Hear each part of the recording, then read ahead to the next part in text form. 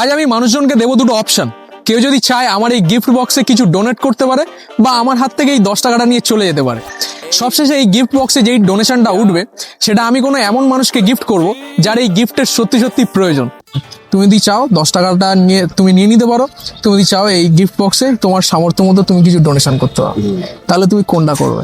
আমি ডোনেশন করবো। ডোনেশন করবে, ঠিক আছে। কাকা 5 টাকা দিল, ডোনেশন করতে পারো, বা আমার হাতে এই 10 টাকাটা আছে তুমি নিয়ে নিতে পারো, ঠিক আছে।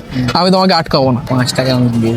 ওকে, দাদাও 5 টাকা দেবে। খুব ভালোভাবেই আমাদের ডোনেশনটা এগোচ্ছিল, কিন্তু তারপর আমরা বেশ কিছু জায়গা থেকে রিজেকশন পাই। ডোনেশন তো দূরের কথা, আমি ভিডিও বানাচ্ছি দেখে আমার সাথে তারা ঠিকঠাকভাবে কথাও বলতে চাইছিল না। বাট এমন মানুষও ছিল যারা বিষয়টা শোনার সাথে সাথেই আমাকে হেল্প করার জন্য রাজি হয়ে যায়। সবশেষে আমাদের গিফট বক্সে কালেকশন হয়েছে 30 টাকা, আর এখানে আমি আমার তরফ থেকে কিছু গিফট করলাম। এবারে সঠিক মানুষ খোঁজার পালা, যে গিফটটা আমি তার হাতে তুলে দেবো।